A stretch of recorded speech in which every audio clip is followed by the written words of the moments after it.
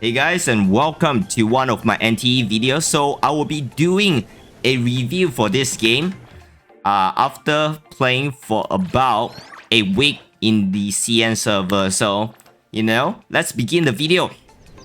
So let's talk about the story, I give it a, I have a notepad here.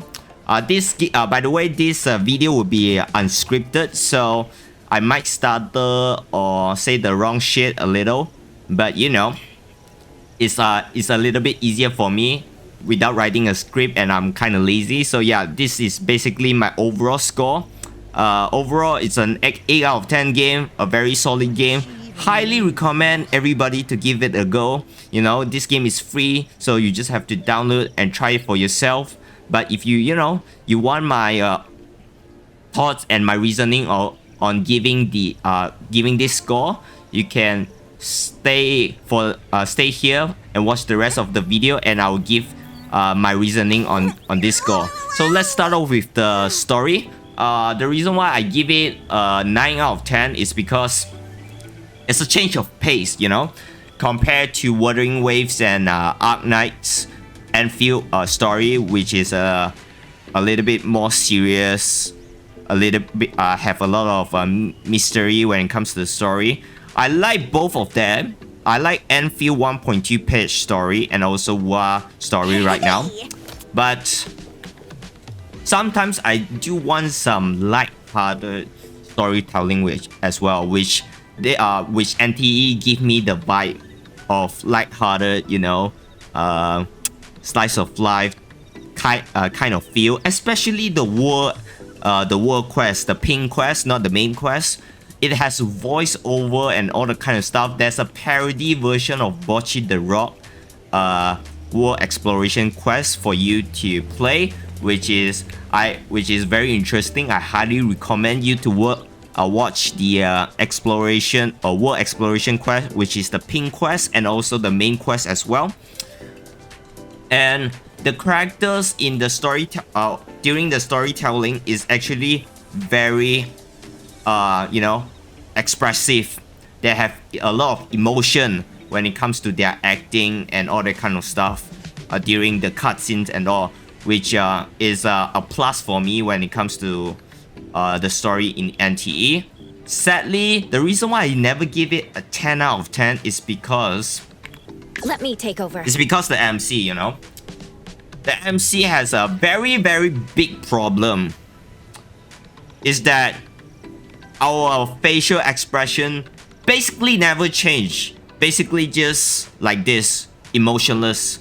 Even if we talk, even if we are happy or sad, we only have this one particular expression, which is kind of sad, to be honest. I think MC expression can be improved a lot in the future. Hopefully they will change that. So especially usually the main characters, our main characters are in the story as well. So it's a bit of a shame, to be honest, that the acting in our main character is a little bit lacking, to be honest. And aside from that, chapter 4 have a little bit weird, has a weird pacing when it comes to storytelling. Sometimes it yaps a lot, so it might be kind of boring.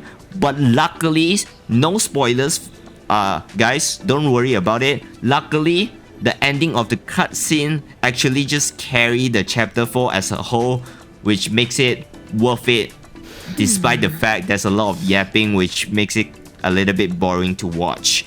So that's the reason why I give it a 9 out of 10. Despite that, luckily I never fell asleep or yawn in the storytelling. So that's a great start. Hopefully during the 1.1 updates and in the future they will improve the story overall, and hopefully I'll be changing my score to 10 out of 10. And next up, it will be the world design.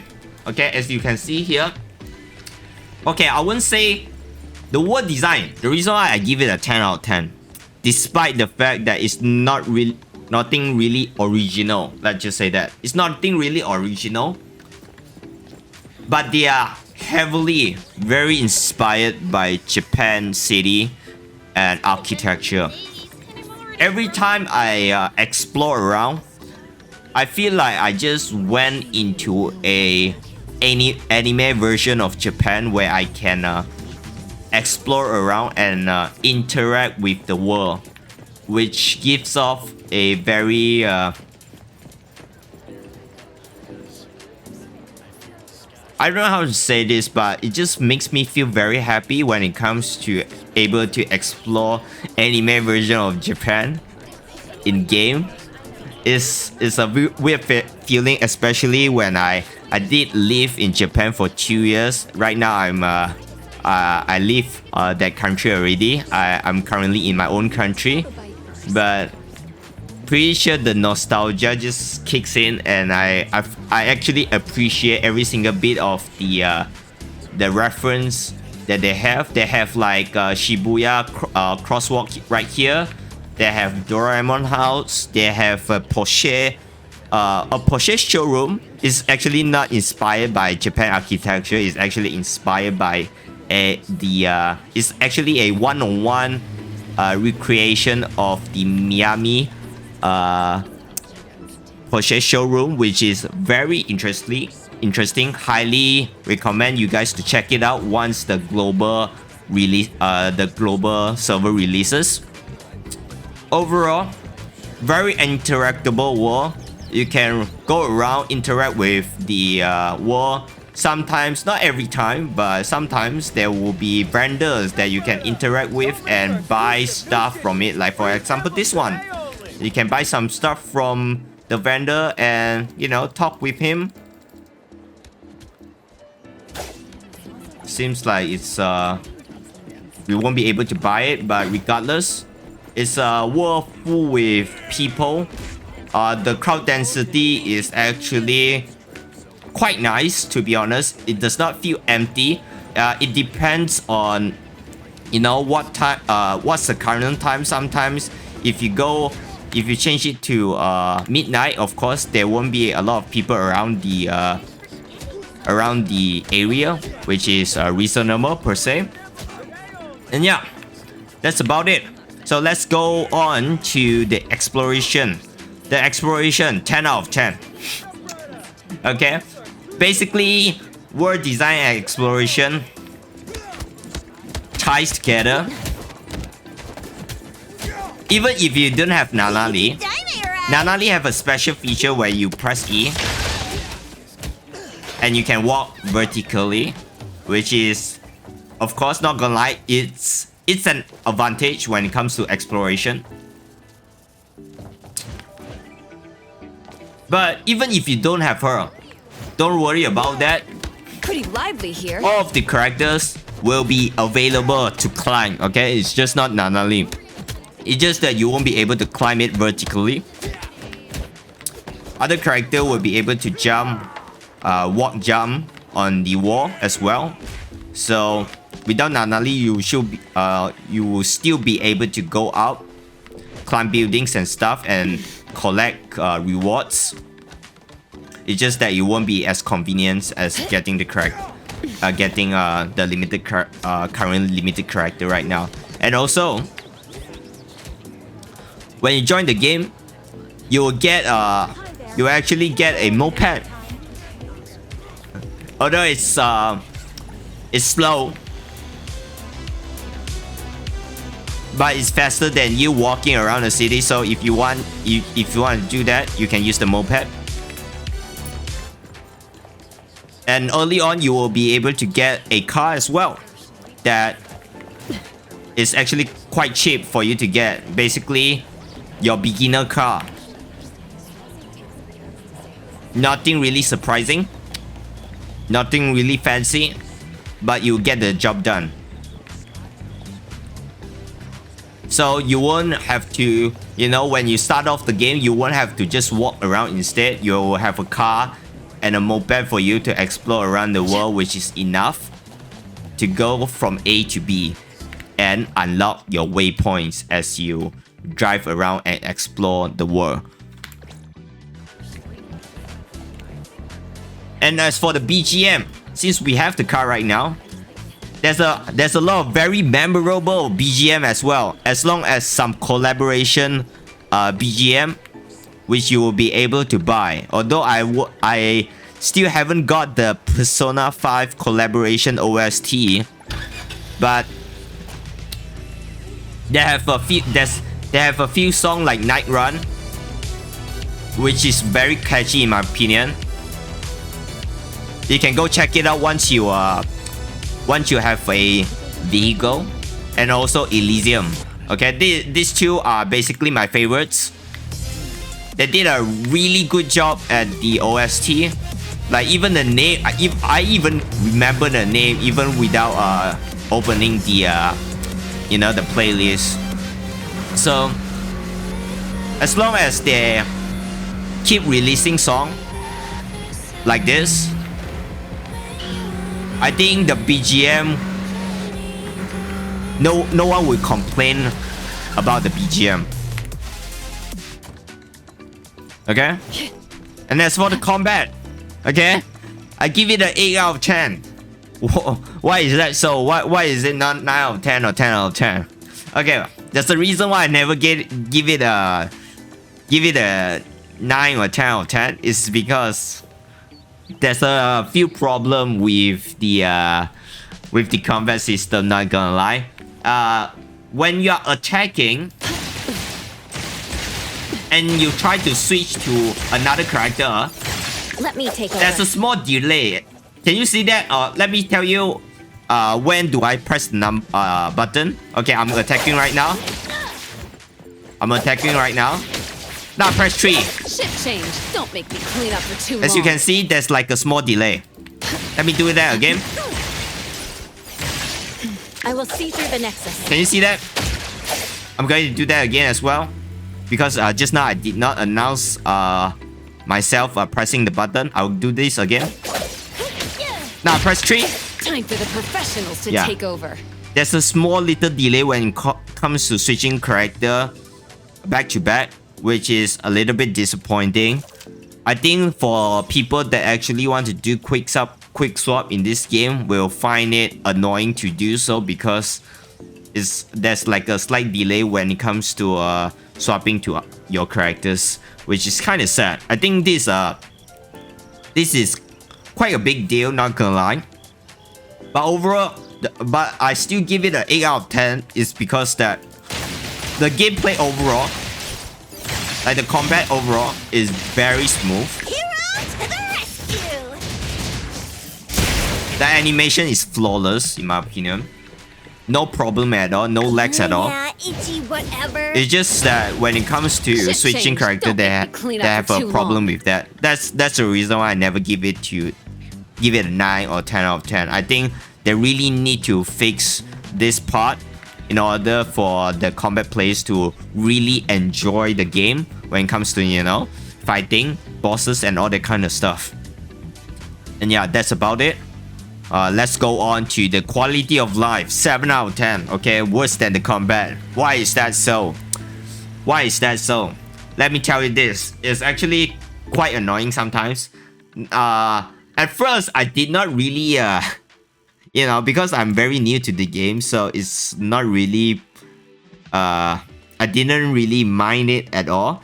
But some places, like essential places like this, the witch house. Okay, let me explain this. The witch house is basically a place that you go to hand out your, pass your collectibles to get rewards. Okay, but the problem is you cannot even teleport in front of her house. Instead, you need to go here. Okay, you need to go here. Okay, let me just show you instead. So it will be easier.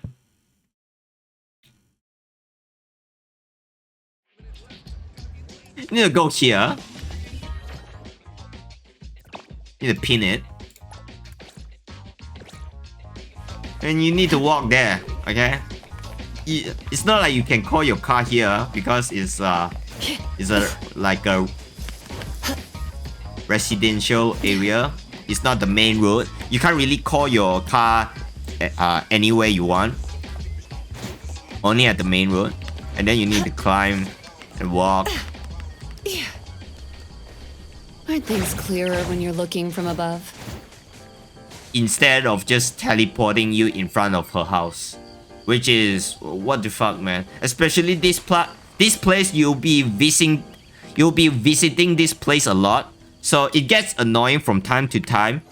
I think some location should have a instant teleport instant teleport feature.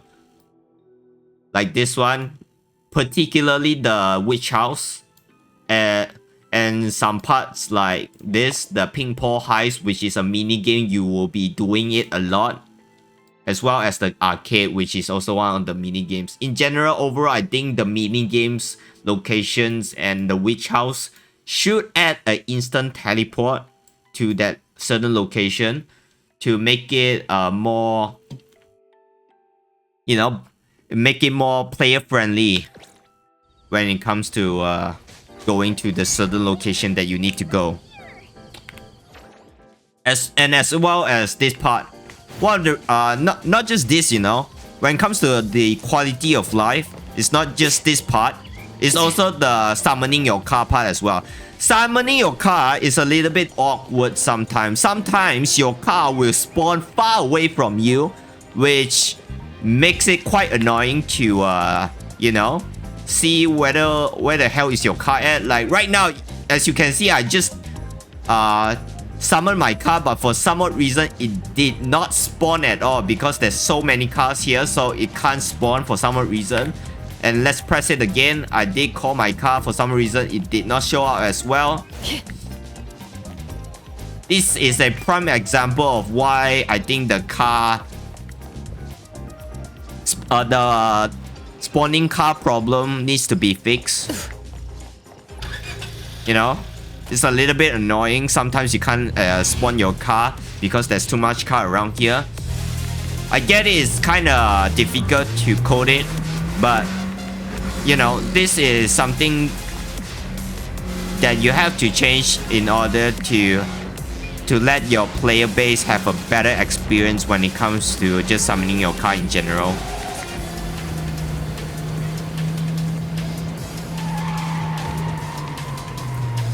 Overall, that's about it for when it comes to the quality of life. They really need to fix it. If they fix both of this, I will even give it a 10 out of 10 if I feel like it, you know. But yeah, overall, this two I think is a big deal for the player base, and hopefully they will change it. As for the character design, why is it a 7 out of 10? Okay, if you watch my stream, you would know that I really love Fadia. I think Fadia is one of the best character design in NTE. Okay, totally no biases at all, but you know, I really think, like, you know, Fadia is one of the best character design in the NTE characters. So is other character as well, like Nanali, Daffodil, and I don't do vague requests. Heather. Recipient confirmed. You know, kind of it really reminds me of Yishuan from Zenless Zone Zero, which is a good thing. Okay, nothing wrong with that. And also, a lot of people love Fadia. Okay, the child of love.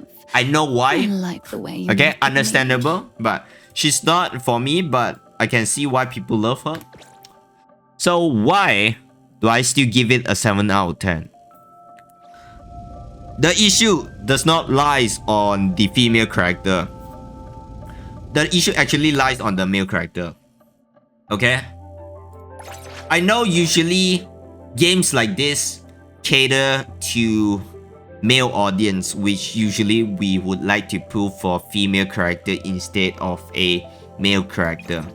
But it does not mean that you can just simply design the male character you know.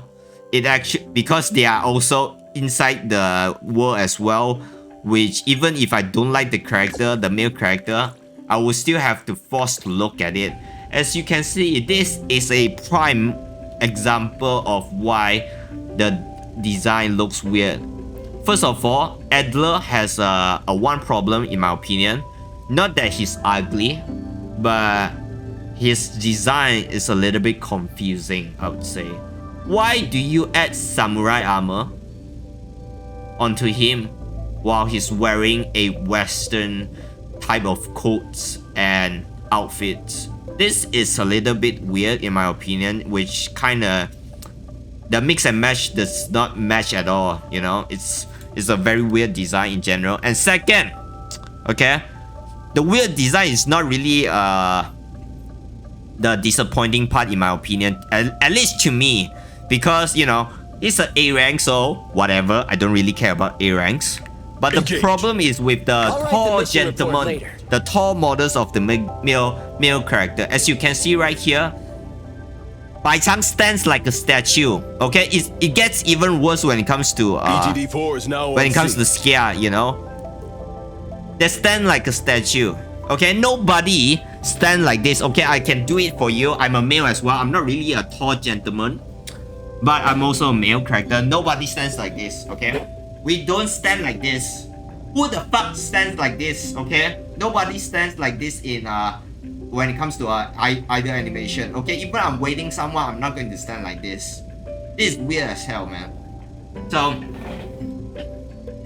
hopefully they will change the idle animation for the character, because at this point I feel like you won't be attracting any female characters, female players at all at this point. At least for the, you know, at least for the Shoda, the, you know, the short male character looks kind of cute. Okay, although he has the same stance as the other tall male character, but because his outfits is a little bit puffy, so it's reasonable why he has that stand.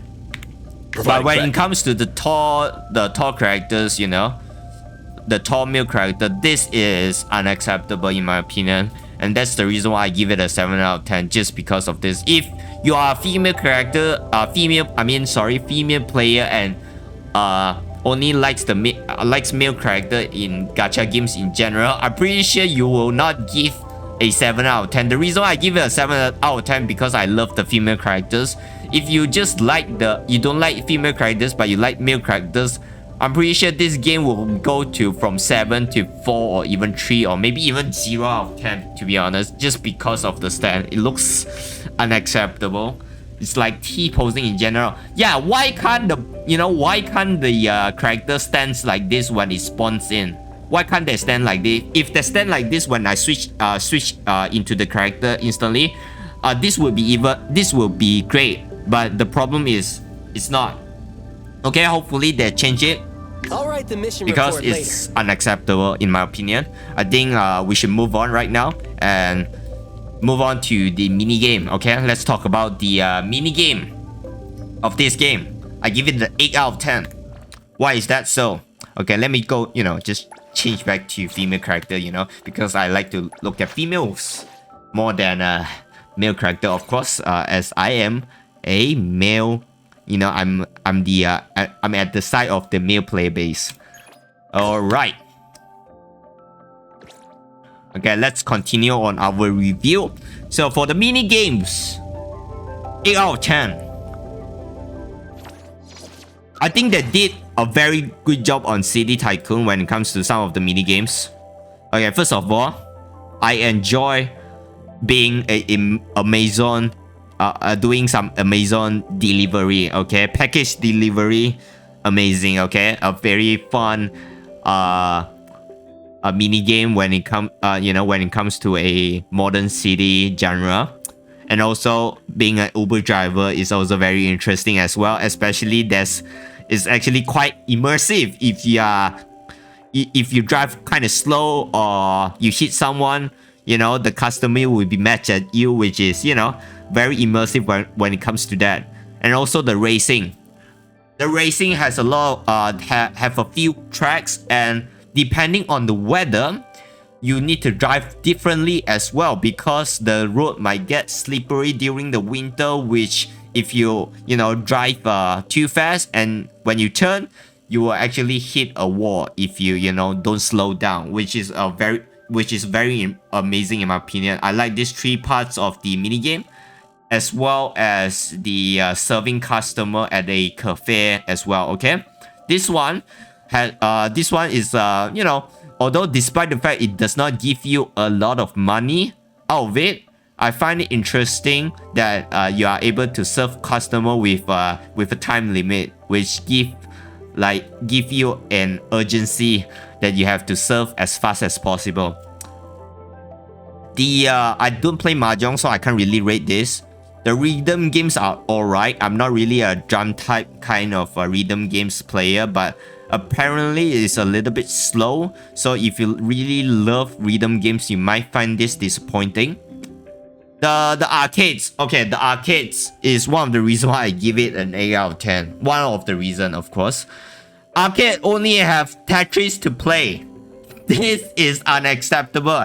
Imagine you go into an arcade nowadays and then you only find Tetris to play. I'm pretty sure the arcade is going to go bankrupt or going to close soon if there's only Tetris for you to play. This is unacceptable. Have the dev even look at ZZZ, the arcade games that ZZZ has to offer? Okay, there's a lot of arcade games to play. I feel like having only Tetris game to play is unacceptable, and they should add more, like maybe like a snake game, Pac-Man, and all that kind of stuff, like the classics, But as of right now, I do not like the arcades at all. Hopefully they will add more varieties to the arcade and makes it more enjoyable for us to play and have fun in the arcade in NTE. And as for lastly, we will talk about we don't really talk about fishing. Fishing is very basic. Is at the passable rate. You just press A and D and just basically catch. Nothing really fancy, but also very simple. You can also sell your fish to get money, which is very nice. So let's talk about the ping pong heist, which will give you the most money out of all of this mini game. Ping pong heist has a lot of potential. Basically, ping pong heist is just robbing the bank. It has a lot of potential. It gives a lot of money. It has bosses for you to fight, especially like when you see a golden bosses, you are basically encouraged to fight them because it will give you a lot of money. So, and also that deals a lot of damage, so you also have to be very careful about that. I think that's a great part about the game. Also, if you get a golden key, you will be able to open the biggest vault at the last floor of the ping pong heist, which is very interesting as well. One problem with the ping pong heist is because it's a time sensitive game mode, because you have to get as much money as possible within 10 or 12 minutes. So you will be pressing F crazy all the time. Okay, I think this is too repetitive. I think some stuff shouldn't need to keep pressing F to collect. Instead, it should just auto collect it for you. Like for example, money on the desk that just laying on it for you to collect. I feel like those should be auto collectible. Auto collectible, so you don't have to keep pressing F. I think pressing F to collect when it comes to like opening vaults, collecting collectibles, so you can get more money out of it from cheese, or maybe even breaking the door, as those stuff is acceptable to press F to interact. But when it comes to just money on the ground, on the fucking desk, you shouldn't just you shouldn't need to just keep pressing F, man. It's so repetitive to the point where I think that my F key is going to break soon when I play ping pong heist, which is a shame in my opinion. But overall, it's still a good game mode. Not gonna lie, it's still a good game mode. It's just that pressing F all the time just makes it too repetitive. And I think some players might not enjoy it at all because of that. So keep that in mind. If Holder Studio is watching it, but I'm a small content creator, so they might even not watch it. So I'm just here to warn you guys about that. And next, we talk about the optimization. This is a little bit subjective, to be honest, because in the CN side, a lot of people have problems with the game. Okay, the FPS drops like hell, and the game is buggy, and it's basically unplayable. But for me, okay, basically I'm on the fortunate side. I did not encounter a lot of bugs and lags at all. Like for example, one of the lags that I've experienced before is the not really lag, is bugs, is a lot.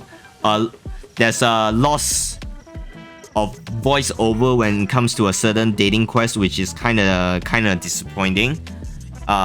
Suddenly the voice line just cut halfway and then just disappear for some odd reason.